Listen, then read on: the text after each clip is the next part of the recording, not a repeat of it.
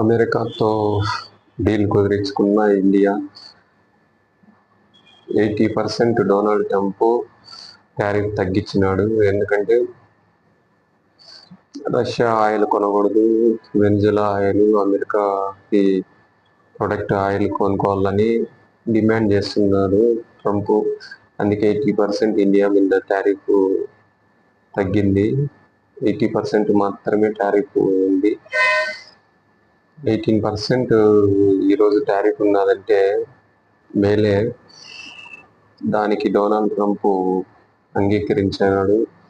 ఎందుకంటే India America కలిసి trade చేస్తుంది. ఇప్పుడు యుఎస్ ట్రేడ్ ఆయిల్ అని, స్టాక్ మార్కెట్స్ కానీ ఏదన్నా కానీ ఇంకే భారత్ ఏ ఫ్యూచర్ కంట్రీగా ఎదుగుతుందని, అదే మాదిరిగా యుఎస్ఏ డొనాల్డ్ ట్రంప్ చెప్తుంది ఏమంటే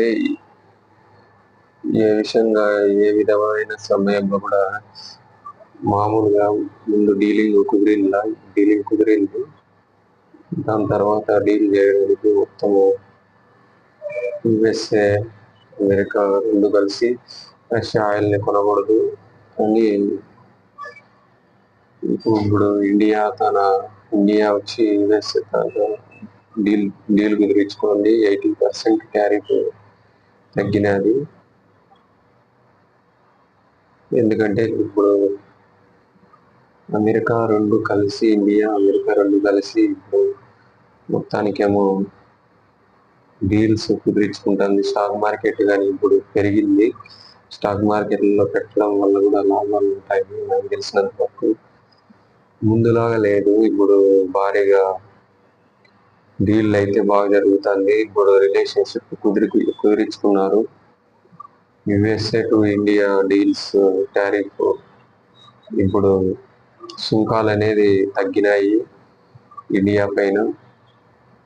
18% టారిఫ్ తగ్గింది ఈరోజు.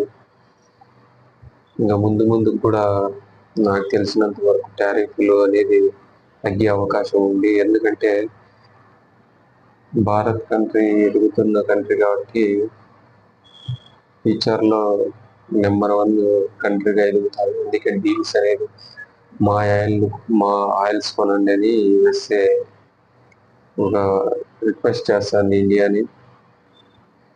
ఫ్యూచర్లో కూడా అవి రెండు కలిసి ప్రపంచంలోనే రిచెస్ట్ కంట్రీగా ఇంకా ఎదిగే అవకాశం ఉంది. అందుకే నరేంద్ర మోడీతో డీల్స్ కుదిరించుకునే అవకాశం ముందు కూడా ఉంటుంది. ఇంకా టారిఫ్లు అయితే లేవు, ఇప్పుడు తగ్గించేసినాడు అమెరికా ట్రంప్ అధ్యక్షుడు. అంతే.